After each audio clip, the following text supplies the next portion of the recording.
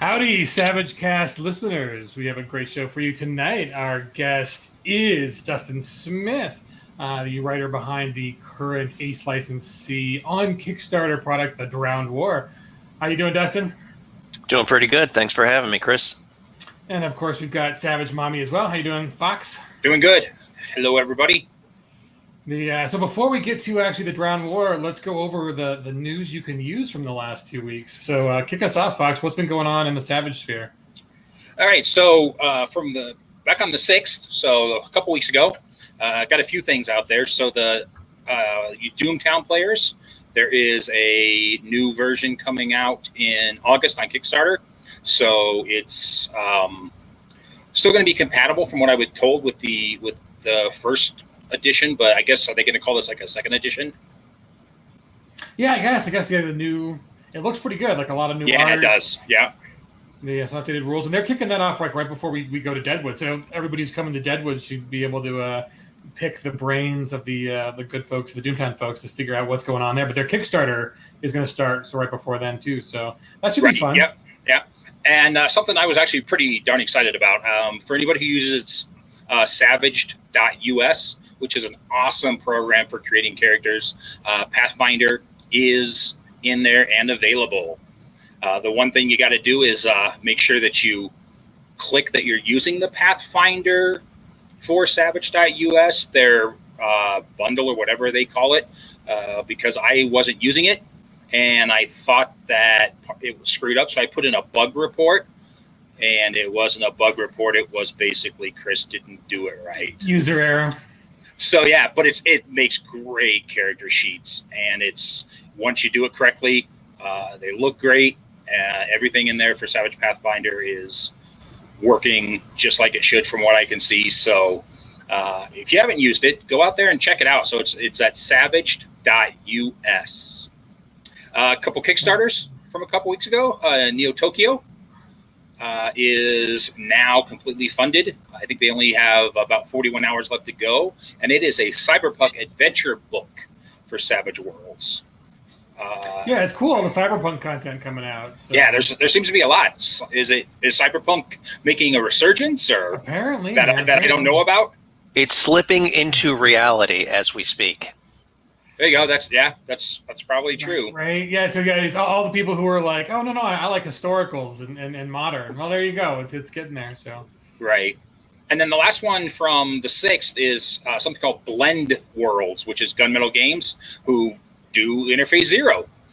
They are doing a Kickstarter campaign to develop maps for science fiction, cyberpunk, post-apocalyptic, and it's going to be for, as they say, your real and virtual tabletops. So that one's got about 3 weeks to go, 40% funded. So people who are looking for those types of maps, which sometimes they can be pretty hard to find, you might want to go out and take a look at that and back that and get yourself some maps. So again, it's called Blend Worlds. Yeah, that's cool. I always like having more resources, whether it's for VTT or for maps, to get them right out. So, again, those three things. Like I said, science fiction, cyberpunk, and post-apocalyptic. Sometimes, I mean, not all, but sometimes those can be hard to find. Yeah, because everybody does fantasy. Yeah, you can find fantasy maps, but you can't really find those. So, yeah, and then of course the big Savage Worlds Kickstarter just wrapped up, Rifts Atlantis. That one went pretty amazingly, over 1,700 backers, which is hitting the same numbers as we got for. Like the North American book, so that's pretty amazing. That usually you see like really big numbers for like the first product, and then you kind of get to the number. So the Rifts community is definitely still sticking around. That one's a fun one. So yeah, thanks guys for backing the Savage Rifts Kickstarter. That was pretty awesome. And people who are interested, there is the actual play, correct? Yeah, there's a really good actual play. I mean, like there's like a full-on tattooed orc in the actual play. So, and that, and like Chelsea, she really got all out. She was like a fire elemental, and so she had like fiery hair and fiery makeup. So yeah, the costumes on that one were pretty amazing.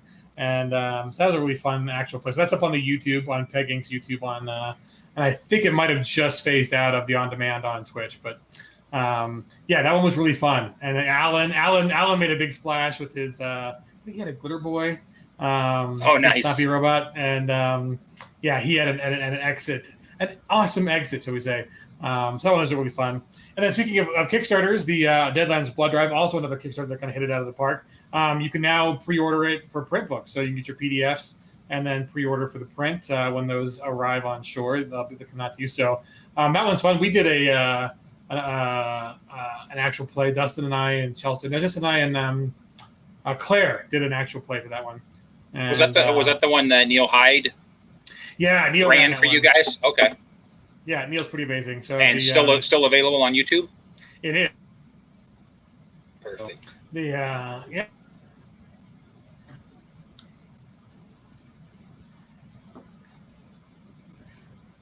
Oh, so Horror Headstone Hill. Yes, I was. That one's actually really cool. You were cutting in and out a little bit. I didn't know if you were starting to talk or. Oh no, I'll let you take it. Well, I was going to say that's a big one. That's the campaign setting that came with the new Deadlands. So if you're looking to run that on a VTT, it's now out there for Foundry and Roll20. Yeah, and that's really cool because it's a whole box set, right? Like everything is in place. You've got a bunch of handouts. So it's really kind of a cool, very immersive, campaign. And all that will be there, as far as I know, in your Foundry or Roll20 if you decide to get this and run it in either one of those.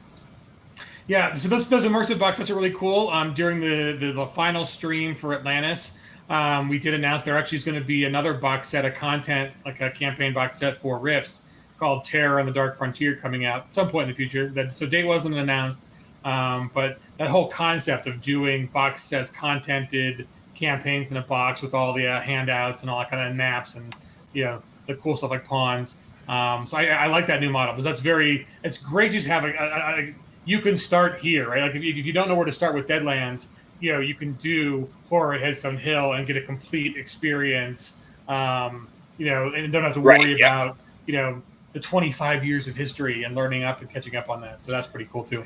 It takes a lot of the collecting out of it. You already have everything that you need, and if you want to get more, it's out there. Right, yeah. It's like a starter set, really. Right, yeah. Yeah, that's kind of exactly what it is. But it's high quality. I mean, the handouts are awesome. It'd be well worth it. I think those. One of the strangest things that I've noticed, like going and talking to a bunch of D20 players, is that they associate the setting with the system, and that for people that Savage Worlds is universal, meaning that you can play anything with it. It's been kind of hard because they're like, well, so this is a Western game. This is right. Is it a horror game? What is it exactly? What kind of game is this? It's whatever you want it to be, man. Yeah, exactly. Yeah, and it looks like too, from the news, that Sound Booth Theater is slacking and don't seem like they're putting out enough stuff. And it's free. You have to pay for these ones, right? That's right. So they have another book out, The Last Parsec Scrapped. So if you're digging those and digging the stuff that Sound Booth Theater is doing, just know that there's another one out there that you can get and listen to. Yeah, and the last one before we get to our star of this show, there's another Ace licensee which has an upcoming Kickstarter. Not sure on the dates yet, but they do have their little preview page up, so you can click on it to get notified when they do launch. But the HoloLand, and they've put out a rather extensive, over 90 pages? 90-page quick start. Wow. Guys, that's like a whole book. 90 pages.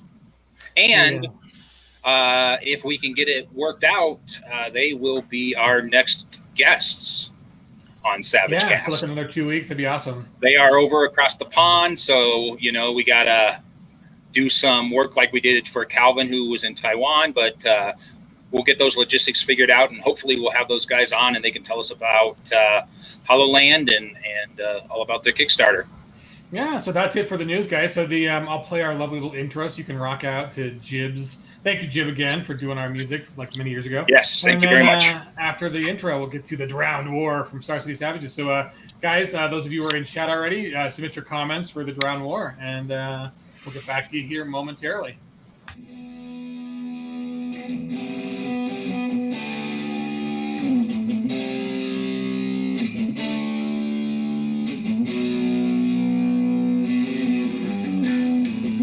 Coming to you from the foot of the majestic Rocky Mountains, Denver, Colorado, it's the SavageCast, a Savage Worlds podcast brought to you by the Rocky Mountain Savages. Here are your hosts, Chris Savage Mummy Fox and Christopher Savage Bull Landauer.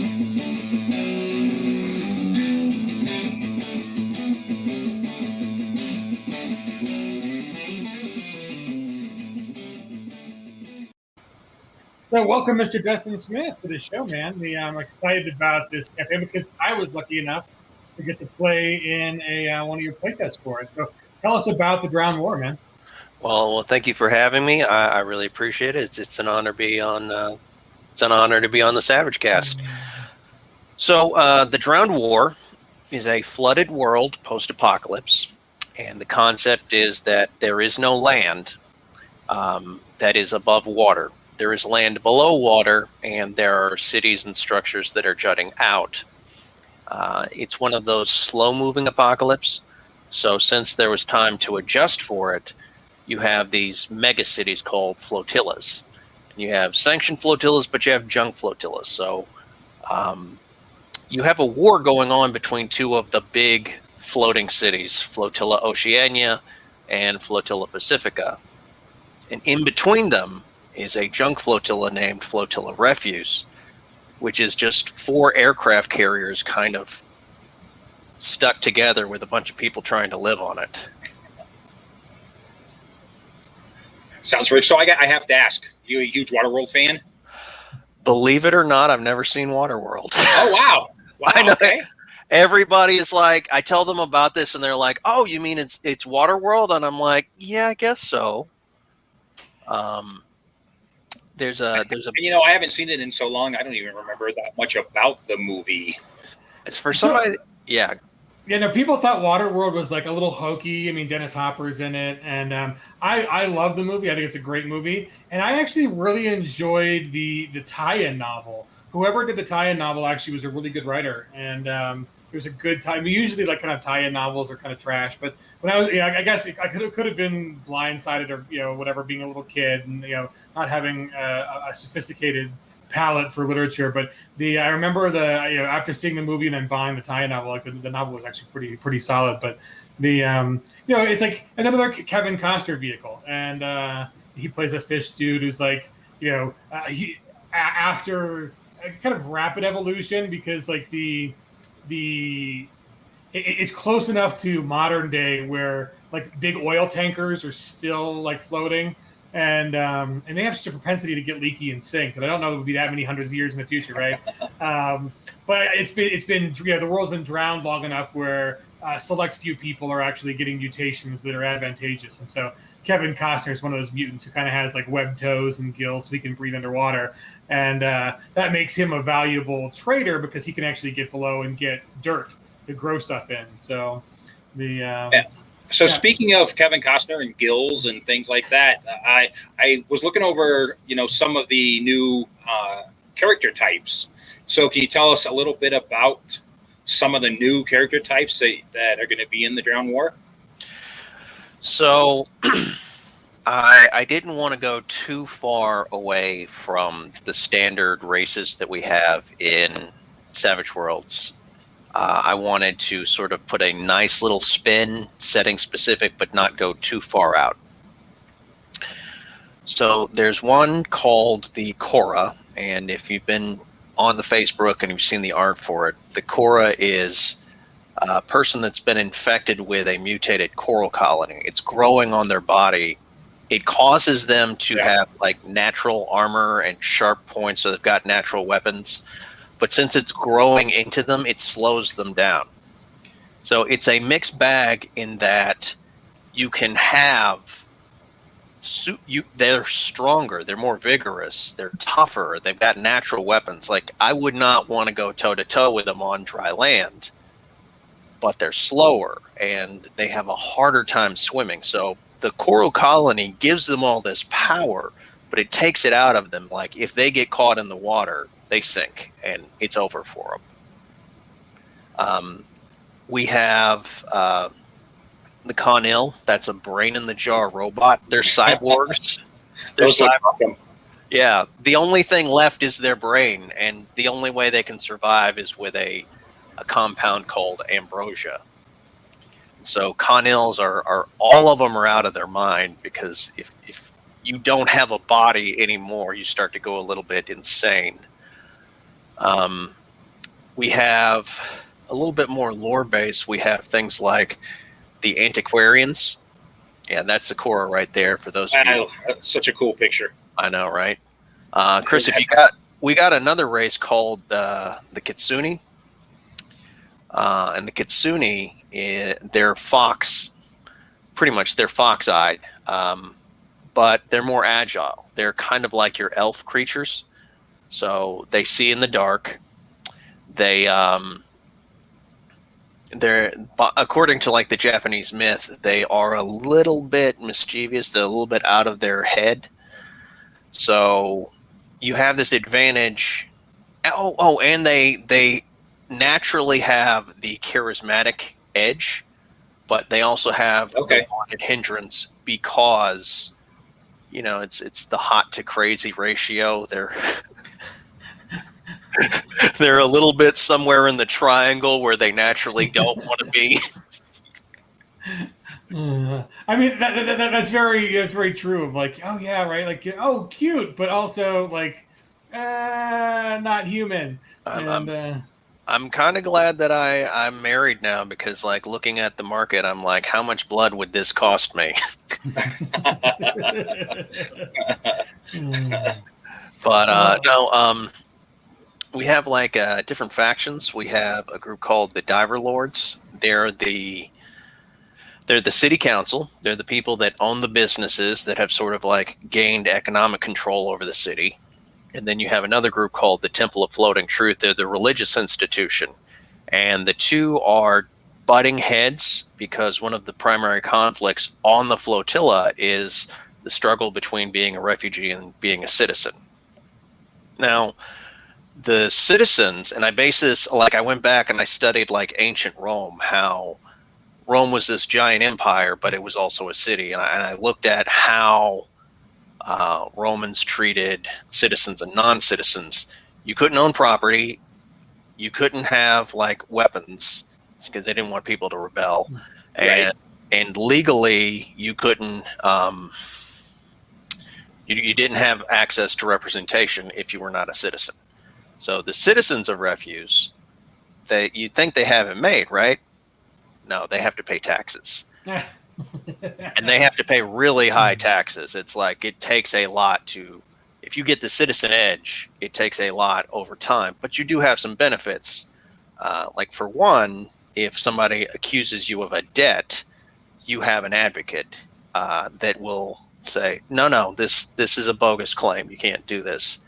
But refugees, which a lot of the players will be refugees, will find themselves in situations where people will just be coming up to them and it's like, do I know you? Hey, you owe me money.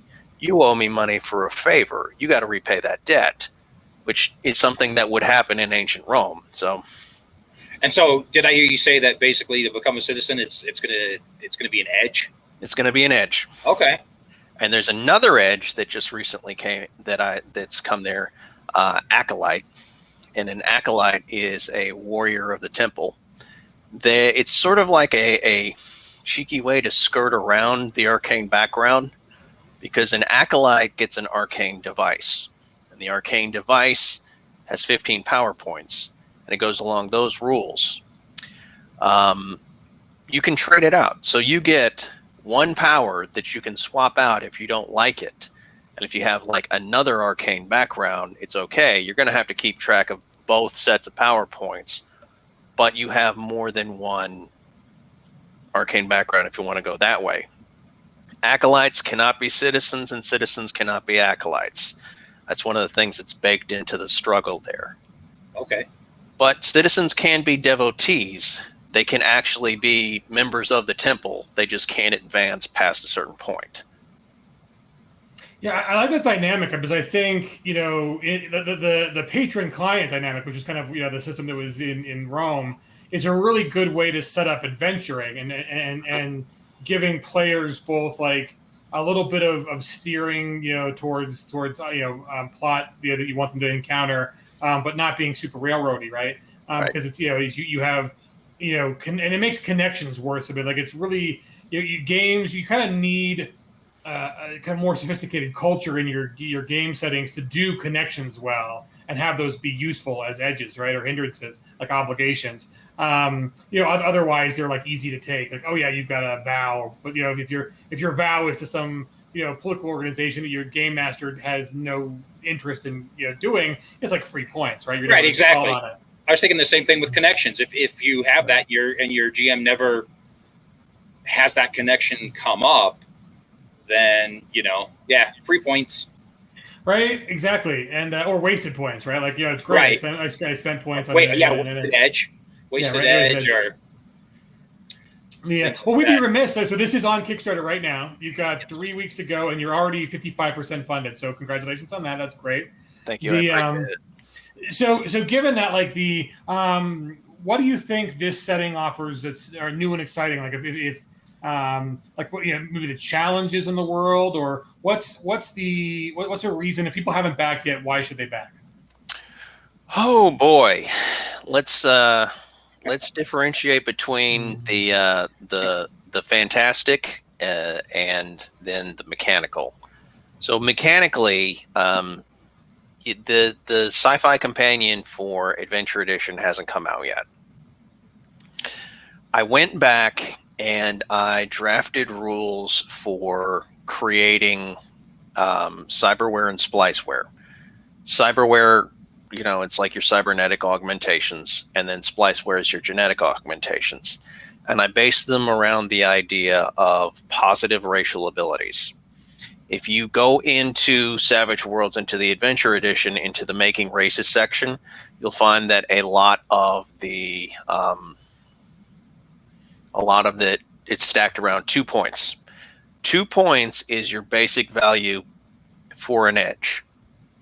So I wanted a way that you could progressively, over time, as your character evolved, take them from being like a standard regular human and then gradually create your sort of mutant superhero kind of character that evolves over time. I didn't want to lock out people that wanted to play a different race. And, of course, who doesn't want to be a cyborg at some point? So that's when we started to get into cyberware. In cyberware, we started working with the positive racial abilities and sort of structuring around the idea of being 2 to 3 points, with the idea of save up some points because your surgery is not completed. Next, for those of you who don't know, building this, your starting funds, like you can skip the whole concept of just getting an edge or an advance, and you can just get starting funds.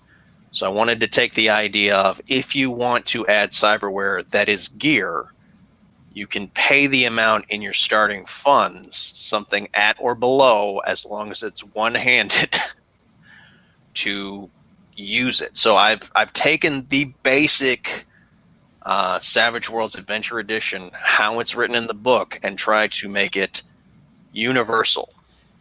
I mean, there are limitations. You cannot put like a vehicular weapon. Now, I went back and I you can actually, if you get a hard suit, because that's another thing, is that I wanted this to be a multi-genre setting. The original way that I envisioned it is you could play in any genre based off of where you came from a flotilla. So Flotilla Oceania is, they've got this thing. It's like the year is 1934. The year is always 1934. That's your Lovecraftian horror. Lovecraftian horror mixed with 1984 and hard-boiled detectives. So if you're fans of Deadlands Noir, be from Flotilla Pacifica. And then Flotilla Oceania. And if you're a fan of 90s superheroes, be from Flotilla Pacifica. Their Brave New World only instead of soma, it's media, it's celebrity status. And there's a lot of pressure there to be a celebrity. My background's in psychology, so I kind of took some of like, how would this kind of society pressure the individual? Flotilla Daedalus is your Matrix. It's your cyberpunk. You have an AI that uses your mind. Flotilla Labori is Bubblegum Crisis and Pat Labor. You have like mechs and kaiju that you fight. Flotilla Arboretum is your fantasy, but it's one of those fantasy settings where the power has run out and there's a mutagen all around, and people don't really realize that goblins aren't real. Those are not goblins, but they're goblins. So I wanted to have a sort of method that everything sort of goes together. The Rifts, I love Rifts. Rifts is a little bit too big. It's a little bit too big. So I wanted to do something that was smaller, that sort of played around with more of the horror aspect, and was not superheroes. I wanted something that, even though Pacific is superheroes, it's like 90s superheroes. I wanted something that mechanically was sort of closer to the ground. So the name is the Drowned War. Are the flotillas at war with each other? What is the conflict, the major conflict globally? All right, so Flotilla Pacifica believes that Flotilla Oceania attacked it. When Pacifica there's two substances. There's Pulminti, which they call the soup, and Ambrosia, which is like purified Pulminti. It's got the dross taken out of it. There was a terror attack, and the reserves were blown up, and so Pulminti flooded the Flotilla Pacifica. So it was everywhere, which caused huge sections of the population to mutate. Flotilla Pacifica's government blamed Flotilla Oceania. Flotilla Oceania says, no, it's not us. They went to war together over it. So the bulk of the people that are going to be playing Refugees are going to be in Refuse, which is caught in the middle. It would be like if Boston and LA went to war with one another, and Oklahoma and Colorado were sort of caught in the middle of it. Nice. So that does bring a lot of, like, how much. One of the major themes of Waterworld is obviously like scarcity of resources, and what do the wars look like, or even as a refuge between the two, given that everything has to be on these scarce little, like, floating, I guess, islands or flotillas. What is it? Do you track resources in the game? Is trading a big part of the what characters are doing, or is that something that's there but less so? We've got a very simplified system for that. We have 4 levels of supply, and so pretty much if you leave your home flotilla, then the clock is winding down, and the longer you're out without getting proper salvage, or without finding a cache, or without getting paid, you keep dropping until when you drop to 0, you're out. You're in a lot of trouble at that point. We went into the currency, and the major currency on Refuse is scrap. So a lot of that is represented by cogs and flywheels, or like scrap in value. Like you have like $10 worth of sheet metal, or you have like 2 flywheels. Now, in the future, they actually have found a way to take algae and keratin and press it into small sort of semi-plastic parts. So you can actually spend algae press and keratin fibers, but it's not worth as much. It's like the difference between a quarter and a nickel. Like metal holds up, whereas plastic does not. Got it. Right. As a fiat currency, they use favors. So it's like, well, you do this favor for me, so then you owe me this much. And that's one of the big issues, is that people can accuse other people of going back on a favor or going back on payment, and that's how they can say it's a debt-driven society. So everybody's in debt. There's a section of the flotilla called Debtor's Corner where they keep a ledger of how in debt people are. Sounds like almost like a company store.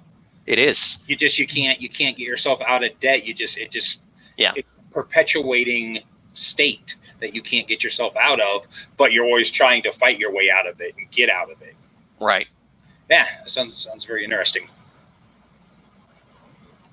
So on the Kickstarter, what comes with are you just doing a setting book? Is there going to be an adventure path?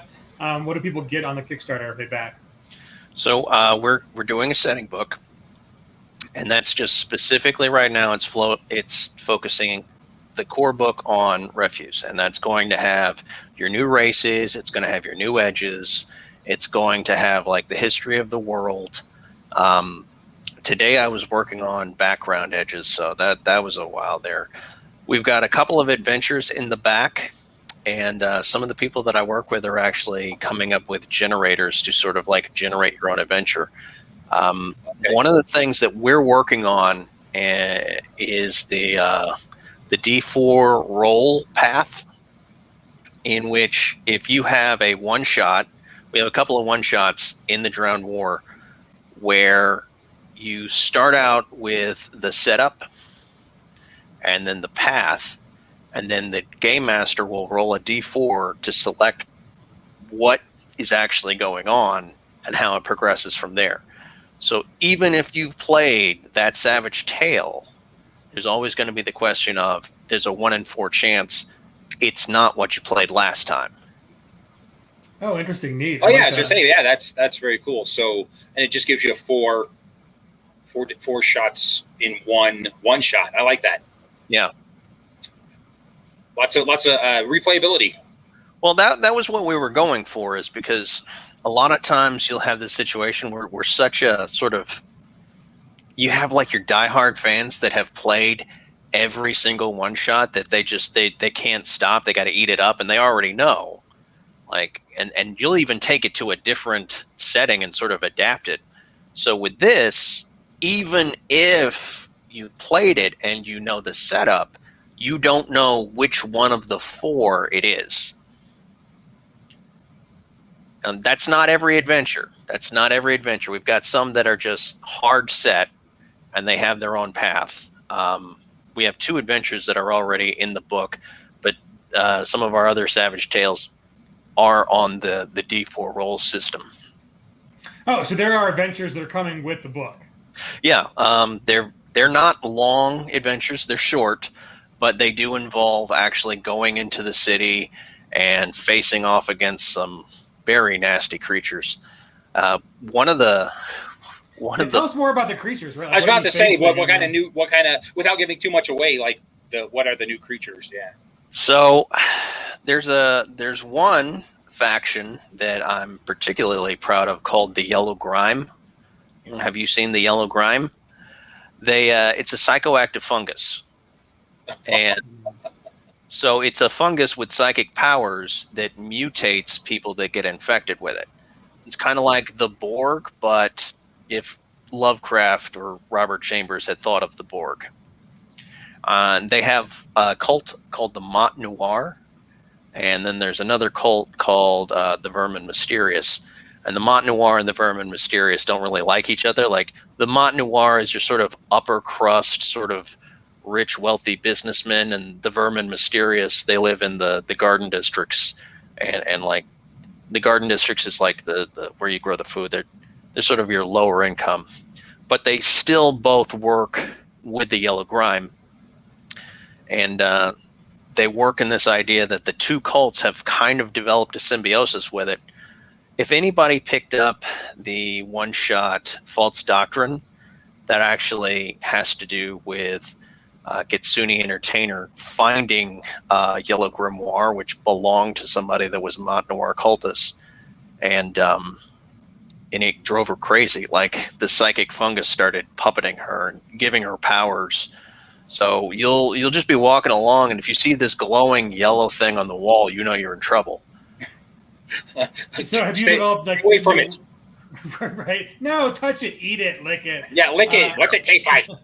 It will resurrect the dead, and there's a yellow grime creature called the Scavenger, and what it does is it takes other creatures like crabs or seagulls or whatever, and it'll rub them into the yellow grime, and it'll cause it to either grow or whatever, and then the Scavenger will attach those parts to its body. Oh man! Yeah. So when I ran the playtest, Crab monster. crab people. So when I ran the playtest, it freaked a lot of my players out because there was like this hazmat team in this area, and they were going down there to like try and kill the yellow grime, and they lost. So they were all zombies, and they were just sitting there watching as like the zombies were like ripping off their own body parts and like putting on these giant crab claws and just walking around. Why choose surf or turf when you can have both in the same piece of meat, right? Yeah, I know, right? So mechanically though, like that's part of. So have you developed rules on how like player characters would interact with this and how they might be taken over? Or? We've got something called Aberrations, and right now I haven't made it part of the setting rule, but Aberration is an optional rule. So what happens is if you get infected with Pulmenti, or if your strain gets too low, or if the surgery gets botched, because cyber surgery also needs to use ambrosia or Pulmenti, but Spliceware uses a lot more of it. If it botches, then you get growths. Like one of the pieces of art I've got is a guy with like an eyeball sticking out of his shoulder and like tentacles just kind of wiggling around. If you go too far, there's a creature called a polyform, and a polyform is where your genetic code is broken down completely, and you're just sort of this smooth man, I guess you could say, like the legend of the faceless man with no features. That's what a polyform is. They if they get in contact with others, like their code is so gummy that they'll stick to stuff and they'll start bringing it on. One of the polyform variants that we got is something called a polyswarm. And what they are is when a polyform got into a nest full of rats or bugs. I don't know. Let me see if I can show you the picture, guys. Yeah, you can do a share thing. I'll pull it up. All right. Let me see here. I'll go to my drive and find it. Nice. While you're looking, let me. I was going to say, having some guy with no face coming at you, that'd be a little creepy. Oh yeah. Well, you've got a great piece of art that's in the video where you kind of have an underwater submarine coming from like it looks like a rock face, literally like a face and a rock. Is it like an underwater base, or what can you tell me about that piece of art? It's actually a really cool piece of art. So that special thanks to Tanny Metal Studios. They're the ones that did that. I asked for that for our adventure Andromeda Rising, and that's not a rock face that's coming out. That's actually like the concept of a spirit that's chasing them. The ship there is called the Andromeda, and it's a ghost ship. Ooh. Yeah, so go to Drive Through RPG and pick that one up. I think you're gonna like it. Let's see. Let me do a share here. I'll share screen.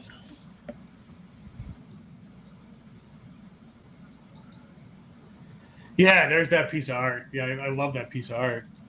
Oh, it's beautiful. It is, yes. I gotta say, anything that's got like that otherworldly green tint to it, I really like. All right, so you guys seeing this on my screen? There we go. Oh yeah, there he is. Oh, yeah. So a human body, torso, legs, and then a swarm of rats coming out of his torso and chest. That's a polyswarm. So it's a scary Ken doll. Yeah, pretty much. Yeah, like polyforms actually do become kind of like Ken dolls, and then they become something else. The one I got up here now is an Acolyte. That's Alea. She's a Kitsune. So I love how this one turned out. She's got a Force Chakram, and since she's got the Acolyte Edge, she's got a Chakram with 15 power points. So that means she can throw that sucker like 15 times. It just comes back to her. Then when she runs out, she's got to go back to the temple. If you look at her eyes, she's got the Kitsune eyes, Kitsune eyes, and they're... Oh, that's very cool. Yeah. I wrote a book. One of the books that's actually part of the setting is called Lex Talos. And then this right here is our main character, Annie 7. She's from Flotilla Daedalus, and they have cyberware. They're connected into the they're connected into... They're very tech based. So if you want the Florida Daedalus is like the AI one, right? Yeah. This is Boss Lady. She's a Connell. Yeah, I love the brain in the jar. Yes, I see that was the brain in the jar. Yes. Yep. So, and here I haven't shown this one out. So congratulations, gentlemen. You actually get the first showing of what Flotilla. Nice. Yeah, and that was actually I commissioned Emmanuel Lima Martinez. So cost me a pretty penny, but I mean it's the main setting of the book, so I don't feel bad about that. Yeah, so that's a pretty cool picture. Yep.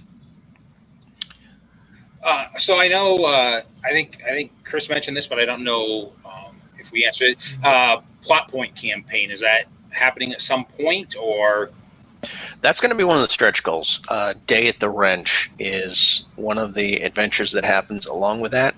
And if I get enough interest, then yeah. How I wanted to do it is originally I wanted this gigantic book with all of the flotillas, but it was just too big. So I moved the flotillas themselves out to their own sort of stretch goal, and I'll be working on them later. But yeah, we'll be having a plot point campaign. Got a couple of different ideas, and I got some people to work with me on it, but that'll be happening at a later date. I've got to get the core book funded before I get that out. Right. Yeah. Core book funded, finished up. Got to do all that before you get too far down the road, right?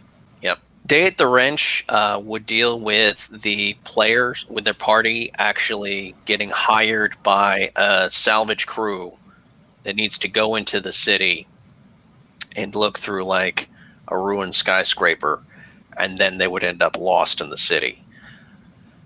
The city is, it's kind of a terrifying concept. There's a group called the Ferrymen. The Ferrymen know how to get through the city. But if regular people who don't have the Ferryman's skill try to go through the city, they get lost. And you will pass through thresholds. When you pass through these thresholds, you're in a completely different place. So you'll just go through and you'll turn a corner and you'll look back and it's a completely different area. Just like just kind of the guys. It's sort of similar to in Deadlands. You know, the kind of the maze runners, the guys who know their way around. You know, the maze down by Lost Angels and all of that. Mm-hmm. Yeah, sounds similar. Well, and then there's one piece of art that we've shown. It's on your Kickstarter, and it's kind of got a guy who's wearing he's got a very disc-shaped piece on and kind of a staff. What is that archetype? The guy. Oh, that's one of the Ferrymen. Oh, that's one of the Ferrymen. Okay, nice. Yeah, they're a tough group. They're mystics. Like they speak like their own language, and they don't really interact with people. But you pay them in order to get to where you need to go. But they're pretty tough. So do we know why the world flooded, or is that part of the mystery of the game that you find out through play, or it just remains a mystery? It kind of remains a mystery because not only am I doing the game setting, but I'm also doing a book series, and You'll find out more as it goes through play. I'll tell you this much: it has a lot to do with geometry. Oh, nice! I like that. I like that. I like that. Math? No math. What's math? So, honey, what killed you today? Math. Math killed us. So when they when somebody says, "When am I ever going to use this again in my life?" Well, there you go. I'll throw this out there for any of the physicists in the audience. Flotilla Pacifica is controlled by a company called Distance Q. All right. Okay. So geometry's to blame, and if you have a physics degree, you might be on what's going on here. I like that. I mean, I like not answering all the questions. I think in a lot of fiction, whether it's gaming or television, whatever, the need to answer everything right up front is a mistake. You know, and I think a lot of shows, either like something like Lost, right? Like Lost is toying with physics as a concept, and and the supernatural. But if you don't people come up with their own answers or their own theories, right? And it makes sense in a world like this. That, I mean, how do you preserve that kind of knowledge, right? Like, I mean, the fact that it is so degraded from, a modern civilization, and the fact that, resources are tight and you're all on flotillas, and, the idea that there would be this kind of like, free share of information, the kind of thing like with the internet now or whatever, it just doesn't make sense for the setting, right? Like having rumor and mysticism come back in a big way really does fit the thematics of what would actually happen in a kind of a collapse, right? Because you have no reliable information to use to make decisions, right? So it things that are more mystical or unexplained, or trying to rationalize whatever it was, whether it's natural disaster or an unnatural disaster or whatever, it does make sense as kind of being like the driving force behind the or the different people would have different ideas on what the driving force is behind societal collapse. So I like that choice. Yeah, and you'll have those stories being told, and those rumors, and that tradition of one group's going to think one thing, another group's going to think another thing. Then those two people are going to come together, and that could cause conflict or broaden the story from there. So there's a lot to go with from there. One of the jobs listed in the character creation that some people might want to look into is Chronicler or Historian. What they do is they just write down and record all the stuff that's happening. One group called Iceberg, yes, a lot of Cthulhu's going on there. One group called the Antiquarians are your fish people. They literally modified themselves to be fish people so that they could go and study the old world to get as much information about it. So if you wanted to play an antiquarian and give them the driven or the quirk, find out historical documents, you could absolutely do that. I did a lot of looking into Rome, because believe it or not, the fall of Rome was an apocalypse. Society collapsed and everybody just turned into barbarians. Slowly, the apocalypse in that aspect was slower, in that the major governing society collapsed, and then other groups are like, well, who do we turn to now?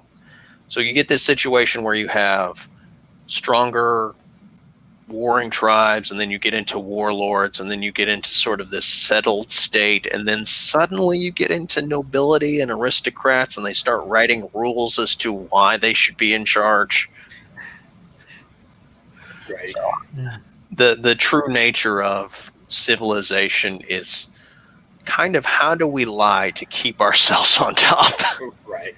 Well, right, yeah. If you do look at that, I mean, I think it's probably it's not too much of a surprise that the like religious law and civil law and structures parallel each other a lot in very much the same ways. On I mean, like look at the Ten Commandments, and how many of the Ten Commandments are are written into civil law, right? Very, most of them are very much written to civil law. Just the few that are very much not about respecting God, but then civil law just changes that to respecting the state, right? So sedition and speaking against the state and free speech and that kind of stuff. So the you do have those parallels, and that's kind of one of the interesting things about post-apocalyptic, right? Is that you start making those societal choices and structures more obvious in why they exist, right? Because in the modern world, we have air conditioning and video on demand, so you don't have to think about how do we control violence? How do we control those big questions? Because we have so much kind of consistent history behind it. 2 or 3 generations of the same thing, and people are, this is the way it's always been, right? We've always had running water and flush toilets, right? No one ever had to do So we've always had iPhones and iPods. Right? You always had the internet, right? Oh my gosh. You hand somebody under the age of 20 a rotary phone and just watch them. Yeah, right? They don't know what to do with it. What do I do with this? So quick question I don't know if we asked is how far future is this? Nobody knows. Okay. Oh, good. I'll put it to you like this. You have mech suits and advanced AI and laser weapons, but then you also have people chugging around in tugboats. Okay. And then again with Flotilla Oceania, they literally tell the population it is the year is 1934. Every year is 1934. I played around funny with Flotilla Oceania because they have prohibition laws. You can't buy alcohol, and you can't own written books. They get their information as data slates. And the reason for that is the Department of Information wants to be able to monitor all the stuff you write down, and they want to be able to edit it without your permission. So they want to be able to control all of the records. So in Flotilla Oceania, there's a group called the Librarians, who all they do is try to preserve books. So that was where the 1984 theme came in for that one. Yeah. So for Ice Bear, knowledge is power.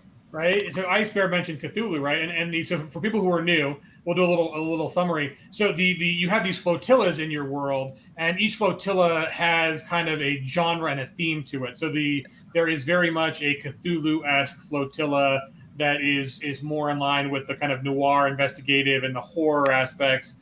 And then there's very much kind of an AI flotilla. And so these the flotillas are a device in this game that you can use to bring multiple genres together. But everything's not a mishmash, right? They're there in the world, but there is some kind of segmentation, and that certain of these flotillas have a stronger parts of those themes. Mm-hmm. And I like that. It's hard when you have a lot of ideas on whether or not do we leave it in there or take it out. And obviously with something like Rifts, right? Clearly the design choice was to put it in, right? That was the choice there. And I think that's what people like about Rifts. It's everything.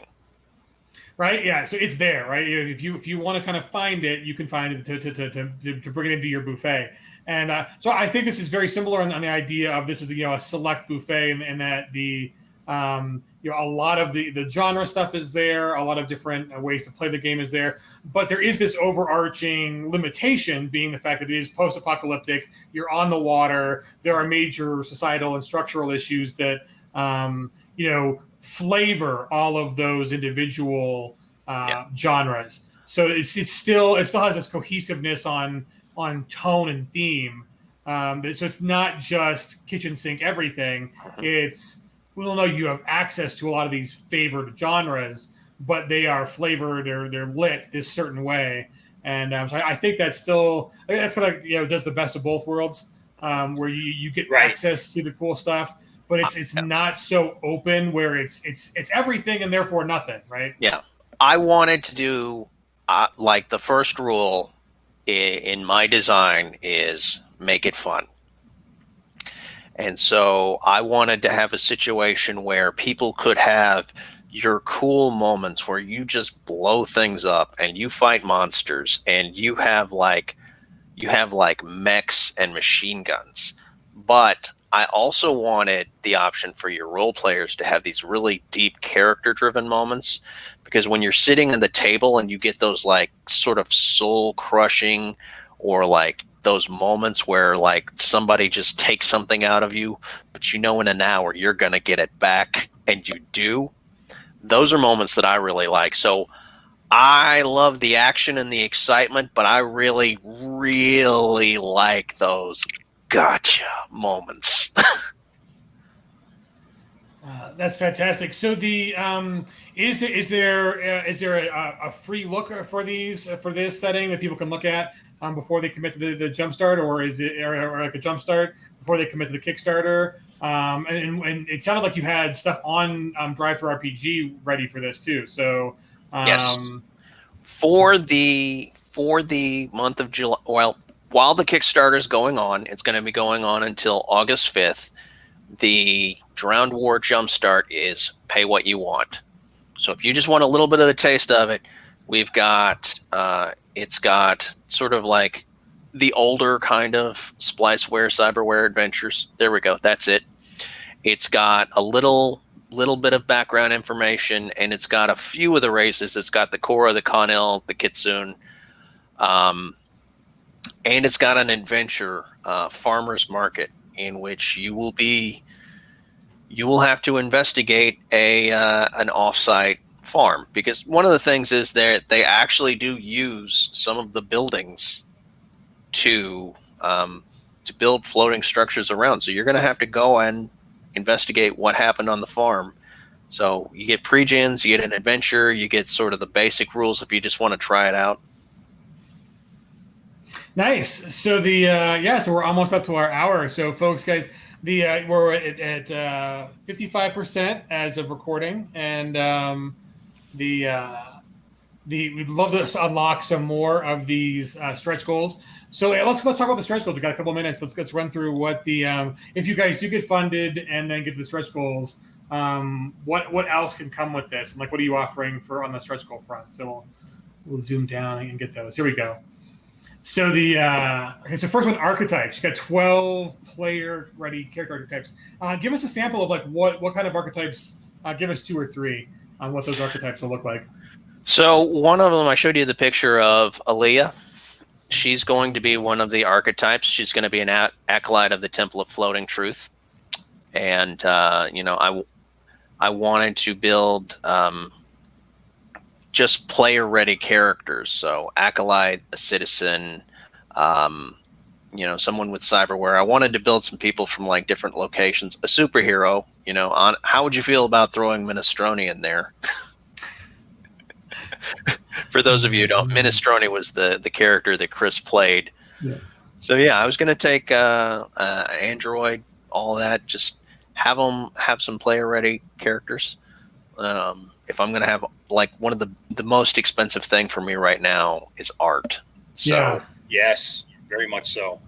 Yeah, and so we'd be having that, and we would definitely be making use of the new edges and some of the new setting rules. So there would be some cyberware and some spliceware, and I don't know, like there's 12, so we can get into some of your newer races or variants. We don't call them races; we call them variants.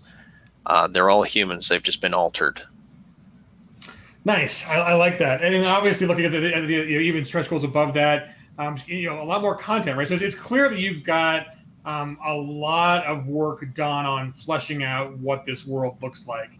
And so whether or not these stretch goals get unlocked or they become a part of a future supplement or show up in your books, I do like that you have this kind of the flotillas and what fleshing those out and being able to do more. That's a really nice place. It's a smart way to go about building your setting, in that those are all your next products, right? Like if you don't if they're not part of this Kickstarter, they can be part of a next Kickstarter or a future product or your books. But I like that being there, that you get a taste of it in the main books. You can GMs that like those settings and those themes in particular can go there. But that's definitely something you can flesh out in the future. Where does it start? Like, is there one of the flotillas that is we're starting here in the book, or Refuse? Right. Flotilla Refuse, the junk flotilla is your sort of home base. That's where like the laser focus is for the core book. I was going to have like in the stretch goals, I was going to expand it out, and at 7,000, the first one, it's getting its own dedicated book. It's going to be Flotilla Oceania. And then Flotilla Pacifica would be right behind it. I already have them written out. They're just going to need a little bit more edits and tweaks. When we get into Flotilla Daedalus or Laboria, I was going to lump those two together. They haven't been as fleshed out. I have an idea of them, but I don't have the smaller details. Arboretum and Flotilla X are going to be after that. Arboretum is your fantasy setting, where it's sort of like it was the Ark. Arboretum was intended to house animals. It was like your nature preserve. That's why it was so wild. And the power went up. And you have this group called the Del-Ui-Li, and they're druids. Nice. And the highest rank of the Del-Ui-Yi is the Life Water Guardians, who watch over the Ambrosia reserves. No, it's exciting. I mean, I think it's. I mean, it is clear you've thought a lot about this and where it can go and kind of what elements can be there. It is rather expansive to me for being one of those settings where it's like laser focusing in on. We've removed the continents, right? So we are down to flotillas. We are, land is scarce, and it is. So it's condensed in that direction. But then in the kind of themes you can tackle in the post-apocalypse, it is expansive. So I like that. And then you almost have to have that, right? You almost, to me, if something is everything to everybody, it's nothing, right? And so here I like that the axis you've condensed is just like the space, and then you've expanded on the kind of themes. And I like that they're heavily themed, and they're not. Yeah. They're not lightly themed. It is that's part of the fantasy, right? It's part of the, it's not just like, the difference between Canada and United States. Like, great, very, for all intents and purposes. I mean, it sounds like to me, how fun would it be to have somebody from Flotilla Refuge go to 1934 and just the whole fish out of water aspect you could play around with. It's just would be so much fun. I think like one of the last ones, like we haven't talked about it yet, is Flotilla X. Flotilla X is Quarantine. They had that's your horror. That's your horror one. There's a creature in the book called Slurpers. And good name. They're a worm-based parasite, like your Morags. So they're zombies, but they have a worm inside of their gut that lunges out like a tongue. Like if you see, so like you get this like lurching sort of like zombie, and then all of a sudden, instead of biting you, it just goes whoosh, and you're infected. But they also have like this sort of mist that's like the soup is aerosoled, and the bugs mutated and they're gigantic. So you get some of your Stephen King The Mist horror, and then you get these like zombies that are like attacking you. So Flotilla X is your horror, your survival horror setting. Nice. Oh, and that's kind of another interesting thing is like I like you've touched on a lot of these big genres, but they're all tweaked, right? They're all different than the standard easily kind of. So it's not Walking Dead. There's also body horror and environmental horror in with that. It's not just fantasy and animals and druids. I mean, it's also this was an arc where the power went out, and what are the complications of that? So I like those twists. I mean, I think that it hits on what people like when they know what they like, but you're also taking them somewhere else. So there's a lot of creativity here. I think you've hit on something. It's a pretty exciting project. So any last thoughts for people last sales pitch on Drowned War is blank. You can play this. Like, what's your kind of last thought on it? My last thought on it is that if you're on the fence, just understand my rule of design is make it fun. And that means I will make a product with the intention of it being fun. I will make it to where if you want to be a smart mouth detective, if you want to be a paragon of virtue superhero, if you want to be a druid, I will do what I can as a designer to make it possible. And I will give you the tools to play with to make it fun. Fantastic. Yeah, so get out there. If you haven't taken a look at the Kickstarter yet, maybe we put it in the chat, so the link's there. Just go to Kickstarter, search the Drowned War, take a look at it, look at the quick start. Again, pay what you want right now. If you're interested, like, let me see if I can bring up the Amazon. Like, if you want to read the book, it's on Kindle, and on Kindle Unlimited. If you've got Kindle Unlimited, you can read it for free. I'll post a link here, so it'll kind of show you a little bit more of the world. Yeah, I'm sorry, Chris. I didn't mean to step on you there. I was going to say, I have Kindle Unlimited, so now I will be going to Kindle Unlimited to get the book. Mm-hmm. Yeah, I don't think it'll let you put a link in. So I think if you put it in the private chat, then Chris can put it in. Okay, I will put it in the private chat. Oh, so you already have a book that's written. That's fantastic. Already, yeah, it's in a series. Oh, I mean, that kind of changes stuff. I love it. Ice Bear's already backed it, so obviously Ice Bear wants some supplements. Yeah, so let me see if I can pull this up on the screen. Because as long as we're gonna pull up the book, we'll as well show people what it looks like. Okay, so let's do the little screen share and let's see. Boom. So there we go. Lex Talos, a Drowned War novel. So already published. Yeah, man. You can, if you've got Kindle Unlimited, the book is for free. You can go grab it on Amazon right now. If not, Kindle price is only $5.99. Oh yeah. So awesome. So that's really cool. I didn't realize you said you wrote Lex Talos, so they actually already have a book out. So there you go. There's not only a game, but you can already grab the book. That's pretty fantastic, dude. Yeah, it's part of a series. Like, I'm not just writing a setting. I'm actually writing worlds. Like, I'm gonna have a lot more. I'm not done. So if you want to get into it, there's gonna be books. I'm not at the point there's movies or animation yet, but there are books and there's gonna be a setting.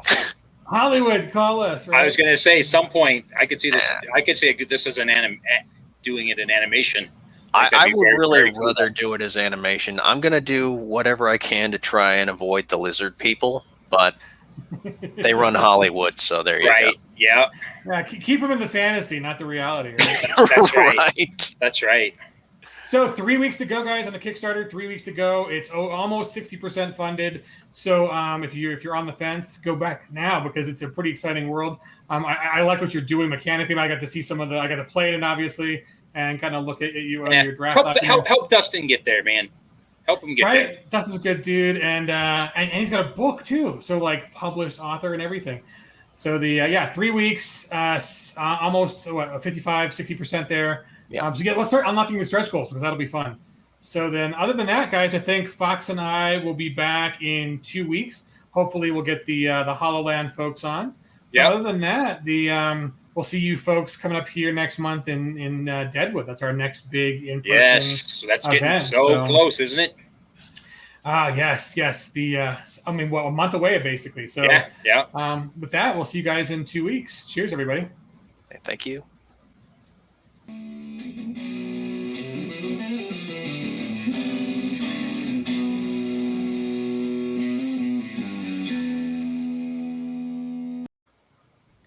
Disclaimer, this game podcast references the Savage Worlds game system available now from the Entertainment Group at www.peginc.com. It is unofficial media content permitted under the Media Network Content Agreement. This content is not managed, approved, or endorsed by Pinnacle Entertainment Group. Certain portions of this material used are intellectual property of Pinnacle. All rights are reserved. Savage Worlds, all related settings and unique characters, locations, logos, and trademarks are copyrights of Pinnacle Entertainment Group.